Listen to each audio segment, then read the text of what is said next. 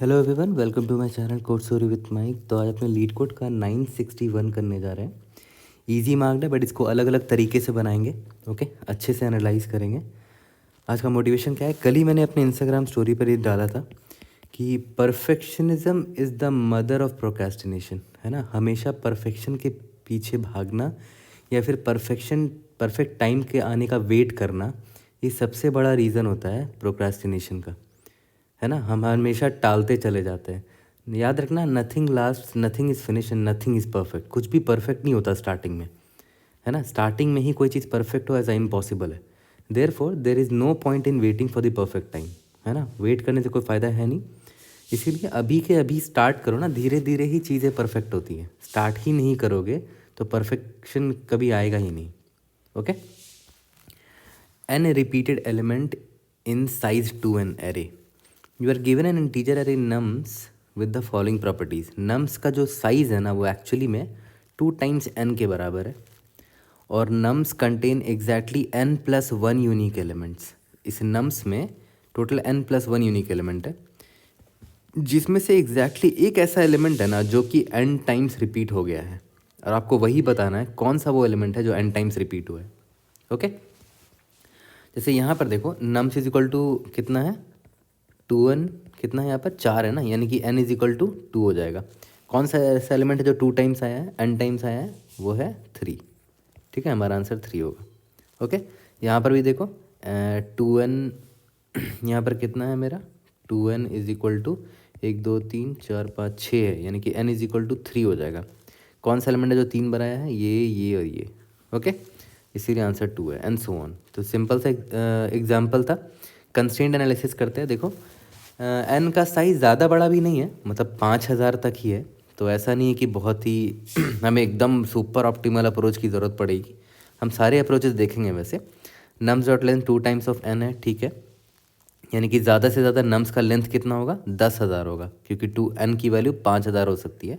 तो 2 times n 10,000 हो गया। ठीक है, और एक और चीज़ यहाँ दे दिया है कि नम्स ऑफ आई की वैल्यू जो है ना वो ज़्यादा से ज़्यादा 10⁴ तक जा सकता है। चलो ठीक है।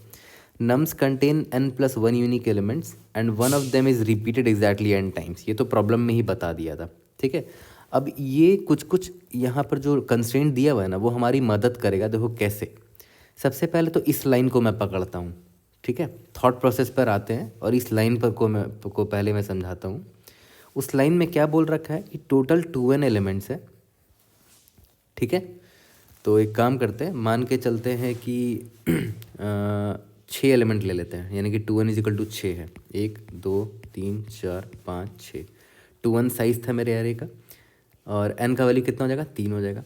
ठीक है, इसमें क्या बोला है कि एक ऐसा एलिमेंट है जो n टाइम्स रिपीट हो गया है। तो मान लेते हैं वो एलिमेंट x है, तो x को मैं कहीं 3 जगह लिख देता हूँ। मान लेते हैं यहाँ लिख दिया, यहाँ लिख दिया और यहाँ लिख दिया, कहीं भी लिख दो। ठीक है, अब बचा कितना, 1 2 3 स्पेस बचा। अब याद करो, प्रॉब्लम में एक लाइन और बोला था कि टोटल कितने यूनिक एलिमेंट्स होंगे। टोटल यूनिक एलिमेंट्स मेरे होंगे n प्लस 1। ये रहा, यहाँ लिखा हुआ है n प्लस 1 यूनिक एलिमेंट्स होंगे। प्रॉब्लम स्टेटमेंट में भी लिखा हुआ है यूनिक एलिमेंट्स। ओके, तो एक तो यूनिक एलिमेंट मुझे x दिख गया, ठीक है। तो n प्लस यूनिक एलिमेंट यहाँ पर कितने हो जाएंगे, मैं लिख देता हूँ n प्लस 1, यानी कि 4 यूनिक एलिमेंट होने चाहिए। तो x तो एक यूनिक एलिमेंट मिल गया मुझे यानी कि 3 और यूनिक एलिमेंट चाहिए। तो वो 3 और यूनिक एलिमेंट ऑब्वियस से कहाँ कहाँ होंगे, इधर होगा, इधर होगा और इधर होगा। ठीक है, पता है यहाँ से क्या प्रूफ होता है, नोटिस करो, ध्यान से देखो इसको ध्यान से देखो। बाकी जो एलिमेंट्स है एक्स के अलावा जो बाकी एलिमेंट्स है वो एग्जैक्टली एक बार ही आएंगे। They will appear exactly once, क्योंकि बाकी सारे स्लॉट्स किसने ले रखे होंगे, इस एक्स ने ले रखे होंगे। प्रॉब्लम में साफ साफ दे रखा है कि यूनिक एलिमेंट्स सिर्फ n प्लस 1 यूनिक एलिमेंट्स होंगे। ठीक है, और एक्चुअली में हो रहा है क्या है कि मेरे पास सिर्फ n प्लस 1 ही स्पेसेस बच रहे हैं। यहाँ पर देखो n स्पेसेस बच रहे हैं। यहाँ पर देखो 1 2 3। ठीक है, कोई भी एग्जांपल ले लो, जैसे यहाँ पर इस एग्जांपल को ले लो, इसको देख लो। यहाँ पर n इज इक्वल टू 4 है ना, 2 3 2n इज इक्वल टू 4 है, n इज इक्वल टू 2 आ गया। तो यूनिक एलिमेंट कितना बोला गया था, n प्लस 1, यानी कि 3 यूनिक एलिमेंट है। ठीक है, जिसमें से एक तो जो n जो है उसने दो जगह ले लिया होगा, तो एक यूनिक एलिमेंट 3 है, ठीक है। अब बचा कितना, 2 मुझे यूनिक एलिमेंट चाहिए, और क्योंकि टोटल यूनिक एलिमेंट 3 थे ना, ठीक है। एक यूनिक एलिमेंट तो मुझे ये 3 दिख गया, 2 यूनिक एलिमेंट मतलब दो जगह ही सिर्फ बचा हुआ है, तो यहीं पर उन दो यूनिक एलिमेंट को डालेंगे। तो ये मैं इसलिए बताना चाह रहा हूँ कि भाई x जो रिपीट हो रहा है ना n टाइम्स, उसके अलावा जो बाकी एलिमेंट्स है ना वो सिर्फ एक ही बार आएंगे, ठीक है। एनी अदर एलिमेंट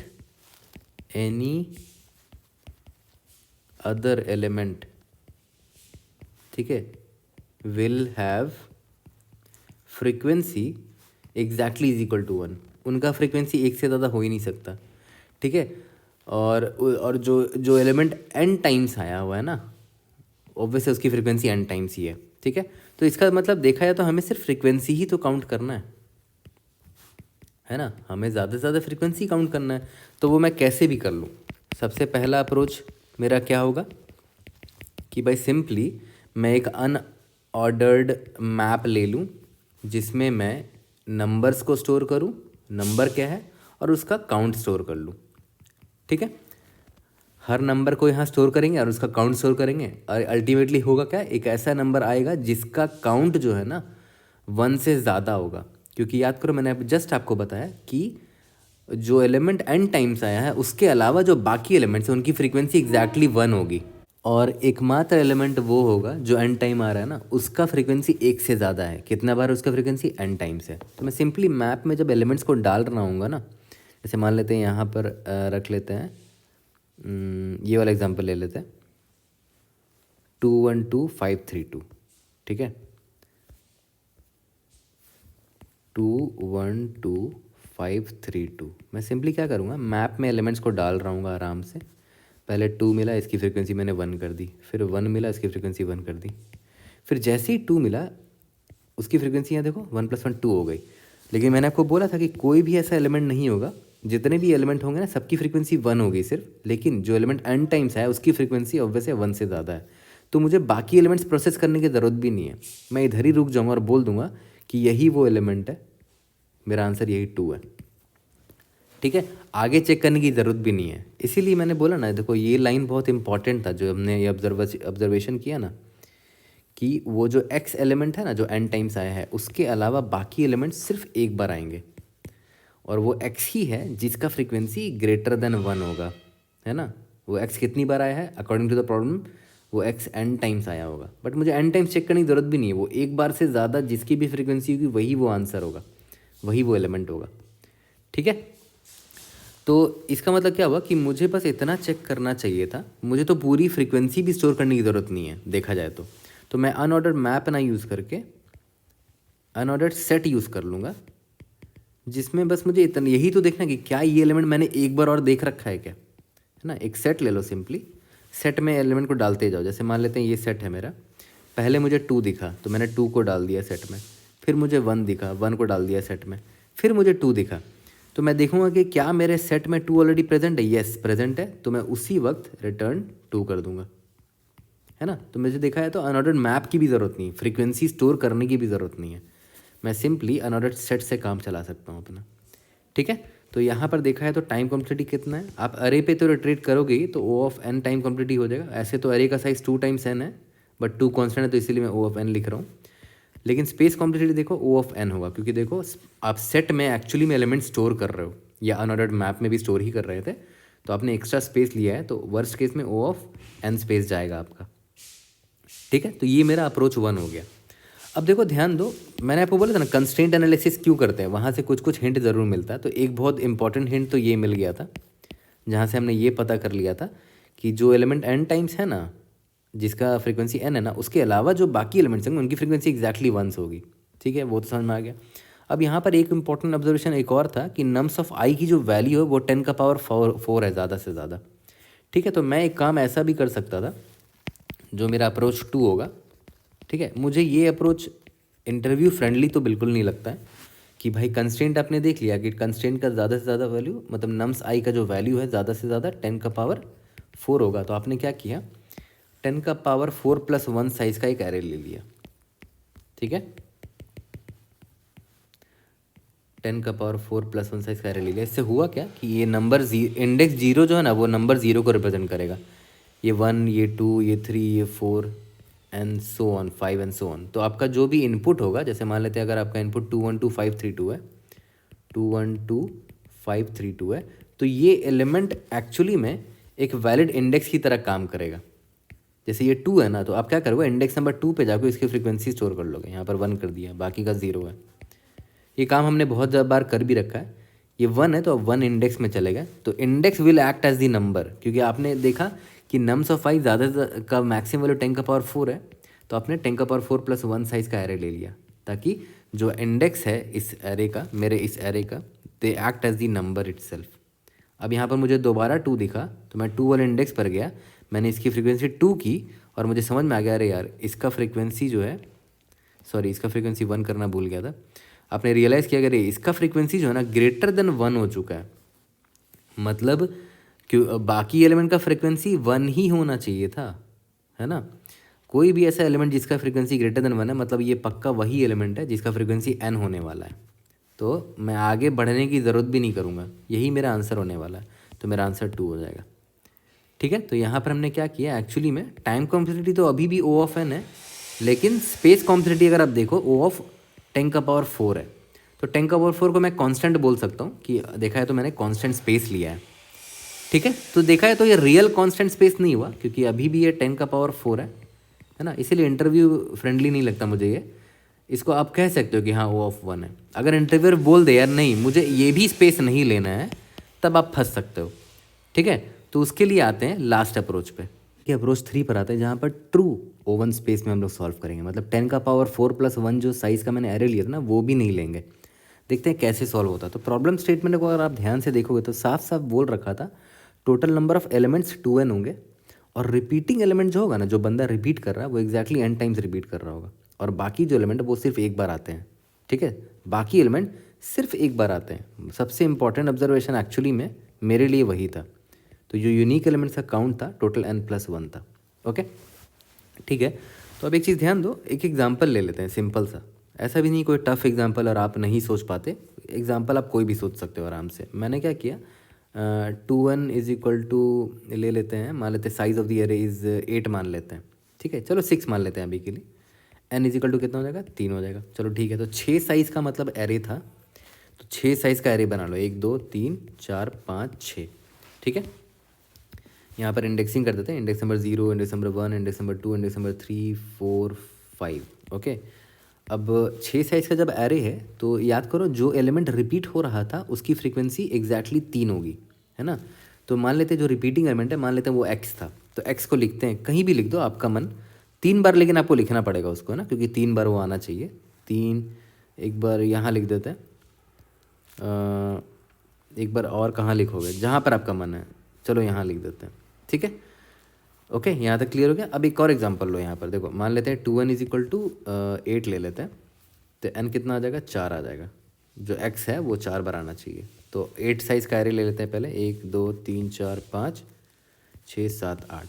x को 4 बार लिखना है मुझे, तो x को कहीं भी लिख दो, यहाँ लिख दो, यहाँ लिख दो, यहाँ लिख दो, यहाँ लिख दो। ठीक है, इंडेक्सिंग कर देता हूँ, 0 1 2 3 4 5 6 7। अब एक चीज़ नोटिस करो, जो x है ना वो मेजर स्पॉट्स ले रखा है पूरे अरे का, क्योंकि देखो पूरे अरे का साइज 2n है, उसका 50% स्पेस x ने ले रखा है, मतलब टोटल n इंडिसेस, क्योंकि n का x का फ्रीक्वेंसी n है ना, तो 4 n स्पॉट्स उसने ले रखा है।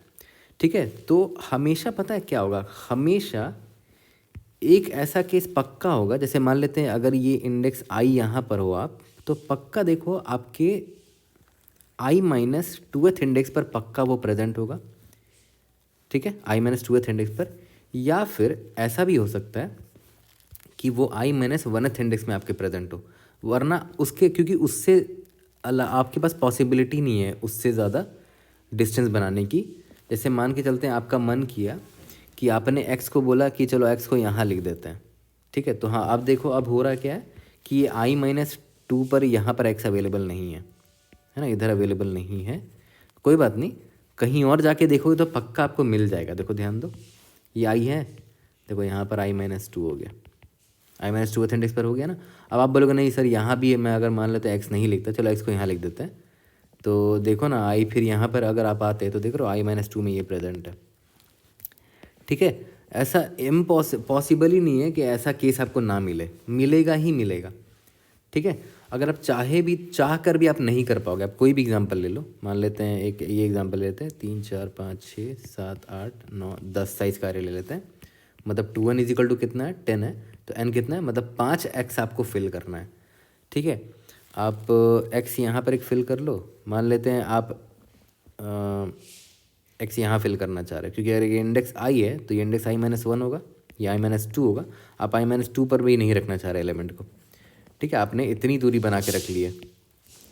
अब फिर आप मान के चलते हैं आपने x को यहाँ रख दिया, एक और x को यहाँ रख दिया। अब देखो एक x और बचा हुआ है, अब उस x को आप कहाँ रखोगे, जहाँ भी रखोगे। मान लेते हैं आपने यहाँ रख दिया, तो देखो होगा क्या, ये इंडेक्स i है और इसके जस्ट बगल में यानी कि इंडेक्स i-1 में ये अवेलेबल है ना। या फिर देखो ध्यान से, ये इंडेक्स अगर i होता तो इसके i-2 इंडेक्स पर ये अवेलेबल होता है ना। तो नोटिस करो, हमेशा ऐसा होगा कि जो रिपीटिंग एलिमेंट है ना, अगर वो इंडेक्स i में प्रेजेंट है ना, अगर वो इंडेक्स i में प्रेजेंट है तो पक्का उसी का रिपीटेड एलिमेंट i-1 इंडेक्स पर प्रेजेंट होगा या फिर i-2 इंडेक्स पर प्रेजेंट होगा, है ना। आप मैथमेटिकली भी इसको प्रूव कर सकते हो, बट आई थिंक इतना जाने की ज़रूरत भी नहीं है, सिंपल सा प्रॉब्लम है और ये इनफ है ऑब्जर्वेशन पकड़ने के लिए कि भाई 2n साइज के एरे में n+1 यूनिक एलिमेंट है और n स्पेसेस इस x ने ले रखा है। तो i-1 या फिर i-2 इंडेक्स में i-1 मतलब क्या होगा, जस्ट उसके बगल में वो रिपीटिंग एलिमेंट प्रेजेंट होगा या फिर बगल के बगल वाले में तो पक्का प्रेजेंट होगा, उससे दूर आप रख ही नहीं पाओगे। आपने रखने की कोशिश भी की थी, देखो ध्यान दो, लेकिन आपको एक और एलिमेंट बच गया ना, 4 ही x रख पाए हो अब तक, 5वां x कहाँ रखोगे भाई, कहीं भी रख लो, इम्पॉसिबल है कि आप इस दोनों को अवॉइड कर सको। मान लेते हैं आपने एक x को यहाँ रख दिया, तो देखो ये इसके जस्ट बगल में है। मान लेते हैं आपने यहाँ रखने की कोशिश की, तो देखो इसके i-2 इंडेक्स पर ये प्रेजेंट है ना। या फिर ये देखो, ये दोनों एडजेसेंट हो गया, है ना। तो देखा जाए तो आप सिंपली, आपको बस इतना यही चेक करना था कि फॉर एनी इंडेक्स i, अगर नम्स ऑफ i बराबर निकल आया नम्स ऑफ i-1 के, या फिर नम्स ऑफ i बराबर निकल आया नम्स ऑफ i-2 के, अगर इन दोनों में से कोई भी केस ट्रू हो जाता है तो मेरा वही रिपीटिंग एलिमेंट होगा। Return terms of i return कर दो, ठीक है। मैंने आपको अभी जस्ट थोड़ी देर पहले बताया भी कि ऐसा इम्पॉसिबल है कि नम्स ऑफ i है और दूसरा जो रिपीटिंग एलिमेंट है नम्स ऑफ i-3 पर होगा, नहीं i-1 पर होगा या तो i-2 पर होगा। i-3 पॉसिबल ही नहीं है। यहाँ पर देखो ना, ट्राई करके देखो, i-3 दूरी पर रख ही नहीं पाओगे। इस वाले एग्जाम्पल पर भी देखो, ये वाले एग्जाम्पल पर अगर नोटिस करो, यहाँ पर मुझे 3x रखना था, है ना, यहाँ पर 3x रखना था, तो एक x मान लेते हैं यहाँ रख दिया, दूसरे x को यहाँ और यहाँ ना रख के यहाँ रख देते हैं 3 की दूरी पर, ठीक है। अब एक और जो लास्ट x है उसको कहाँ रखोगे, है ना, उसको अगर यहाँ भी रखोगे तो देखो ये अगर इंडेक्स i है तो देखो इंडेक्स i-2 में ये प्रेजेंट है ना। इस लास्ट x को आप यहाँ रखोगे तो देखो इसके जस्ट एडजेसेंट में ये मिल गया, ये इंडेक्स i है तो i-1 में मिल गया, या फिर ये इंडेक्स i है तो देखो i-2 में मिल गया, है ना। बस मैं इतना प्रूफ करना चाह रहा हूँ कि भाई इम्पॉसिबल है कि कोई अगर नम्स ऑफ i है ना, तो दूसरा element repeating element nums of i-3 या नम्स ऑफ i-4 कहीं पर हो, या तो repeating element nums of i-1 में होगा, मतलब जस्ट उसके एडजेसेंट में प्रेजेंट होगा, या फिर एडजेसेंट के एडजेसेंट में प्रेजेंट होगा, उसके अलावा कोई स्पेस बचेगा ही नहीं आपके पास। बस एक ऐसा सिनारियो है जहाँ पर ये चीज़ काम नहीं करेगा, और वो भी दिखा देता हूँ मैं आपको, और ये भी मैं आपको दिखाऊंगा कि लीड कोड के जो टेस्ट केसेस हैं ना थोड़े वीक हैं, उनको थोड़ा सा और टेस्ट केस डालना चाहिए था। बट देखो ध्यान दो, एक एग्जांपल मैं आपको लेके दिखाता हूँ। मान के चलते हैं कि आपका जो 2n है, साइज़ जो एरे है 2n है ना, मान लेते हैं वो 4 है, तो n कितना हो जाएगा, 2 है, यानी कि x एग्जैक्टली 2 टाइम्स आना चाहिए। तो एक काम करते हैं, 2 3 4 साइज़ का ले लिया, ठीक है। देख रहे हो, x एग्जैक्टली 2 टाइम्स आना चाहिए, तो x को मैं यहाँ लिख दूँ और यहाँ लिख दूँ, बाकी यहाँ पर a और b को डाल दूँ, तो ये भी तो वैलिड है है ना, ये भी वैलिड है। लेकिन इंडेक्स देखो, ये 0 है, ये 1 है, ये 2 है, 3 है, इंडेक्स आई यहाँ पर है, ना ही i-1 पर एक्स प्रेजेंट है, ना ही i-2 पर एक्स प्रेजेंट है, बट ये वैलिड एरे है ना। और x एग्जैक्टली 2 टाइम्स आया भी है, n टाइम्स आ रहा है x, है ना।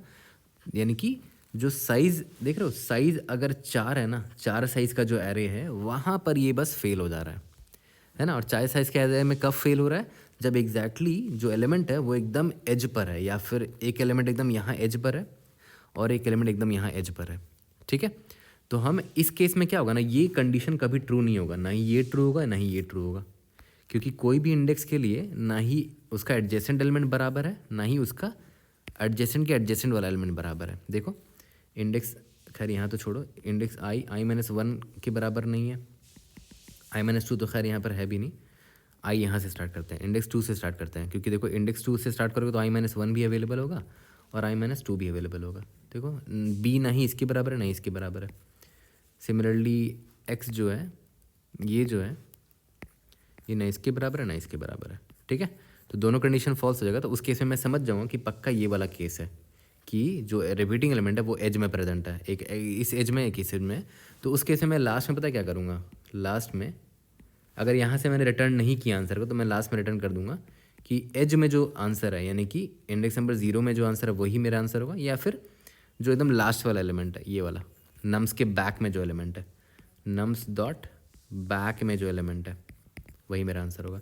या फिर ऐसे भी लिख सकते हो, नम्स का जो टोटल साइज़ कितना है 2n है, 2n - 1 वाले इंडेक्स में जो एलिमेंट है वही, ओके, है ना। नम्स डॉट बैक ही मैं लिख देता हूँ, ओके। बस ये एक कॉर्नर केस था। अब एक काम करते हैं, अप्रोच 1 और अप्रोच 2 जो मैंने बताया था, अनऑर्डर्ड मैप, अनऑर्डर्ड सेट, या फिर अप्रोच 3 जो मैंने बताया था 10 का पावर 4 वाला, है ना। तो उन अप्रोचेस को मैं नहीं करके दिखाऊंगा, वो तो काफ़ी सिंपल है। ये वाला अप्रोच मैं आपको करके दिखा देता हूँ, जो कि एक्चुअली में क्या है, अप्रोच नंबर क्या बोलोगे 4 बोल सकते हो, क्योंकि मैंने अनऑर्डर्ड सेट, अनऑर्डर्ड मैप और एक 10 का पावर 5 वाला जो एरे लिया था, उन तीनों के लिए 3 अप्रोचेज वहाँ पर हो गए, ये चौथा अप्रोच हो सकता है। तो बस 4th अप्रोच मैं आपको करके दिखाता हूँ, फिर इसको फिनिश करते हैं। तो यार एक्चुअली मैं करंटली ट्रैवल कर रहा हूँ, इसीलिए मैंने कोड ऑलरेडी लिख दिया, और मेरा एक्सटर्नल कीबोर्ड जो है उसका बैटरी भी डाउन है अभी। पर ध्यान दो, लाइन नंबर 6 को देखो ना, बस हम नम्साई को अपने एडजेसेंट एलिमेंट से चेक करें, यानी कि i-1 इंडेक्स वाले एलिमेंट से, या फिर नम्साई को नम्स ऑफ i-2 से चेक कर रहे हैं। ये दोनों में से कोई एक की अगर इक्वल हो जाता है तो नम्स ऑफ आई ही मेरा वो रिपीटिंग एलिमेंट होने वाला है, जो कि n टाइम्स आया, तो रिटर्न कर देंगे यहाँ पर। और अगर ये केस नहीं होता है, मतलब पक्का वो वाला केस है जिसमें अरे का साइज़ 4 है और इंडेक्स 0 या फिर इंडेक्स लास्ट में जो एलिमेंट है वो वही 2 एलिमेंट है जो 2 टाइम्स रिपीट हुआ है, तो उस केस में नम्स डॉट बैक रिपीट कर दिया मैंने, जो मैंने लास्ट में कॉर्नर केस बताया था, ठीक है। Time complexity clearly O of n है, और एक्स्ट्रा स्पेस हमने एक भी नहीं लिया है, कॉन्स्टेंट स्पेस है, ठीक है। तो ये तो एक्सेप्ट हो गया। लेकिन अगर मैं यहाँ पर ये केस नहीं मुझे पता होता, ये कॉर्नर केस के बारे में, तो मैं यहाँ -1 रिटर्न कर देता। -1 मतलब मैं तो यही उम्मीद करके चल रहा था कि कभी भी इस लाइन नंबर 10 में पहुँचेगा ही नहीं कोड, हमेशा मुझे लाइन नंबर 7 में रिटर्न स्टेटमेंट में कुछ ना कुछ मिल जाएगा, बट ऐसा हुआ नहीं। एक सिंपल सा टेस्ट केस था जो कि एक्चुअली में कॉर्नर केस था, जिसमें ये फेल होता है। और वो टेस्ट केस क्या देखो, 9569। तो लीड कोड को एक्चुअली में ना ऐसे और भी टेस्ट केसेस डालने चाहिए थे, ठीक है। अगर आप नोटिस करो, अगर मैं 9569 का बस चेक डाल दूँ यहाँ पर लाइन नंबर 4 में, देखो है ना, बस इसका अगर चेक डाल दूँ, इसका आंसर 9 होगा ऑब्वियसली बात है, तो देखो तब भी ये सारे टेस्ट केसेस पास हो जाता है। सबमिट कर दूंगा, इनको और ऐसे टेस्ट केस डालने चाहिए थे, देखो सारे टेस्ट केसेस पास हो गए, है ना। जबकि मैंने लाइन नंबर 12 में देखो रिटर्न -1 किया है लास्ट में, इधर देखो, है ना। और भी अगर टेस्ट केसेस होते 9569 के अलावा तो वो फेल होना चाहिए था, बट वो फेल नहीं हो, मतलब और ऐसे टेस्ट केस हैं नहीं, तो वीक टेस्ट केसेस है, और भी ऐड करना चाहिए था आइडियली। अगर आप सजेस्ट कर सकते हो लीड कोड को तो कर दो, I think LeetCode accept भी करता है नए नए टेस्ट केसेस, ओके। तो I hope I was able to help, see you in the next video, thank you.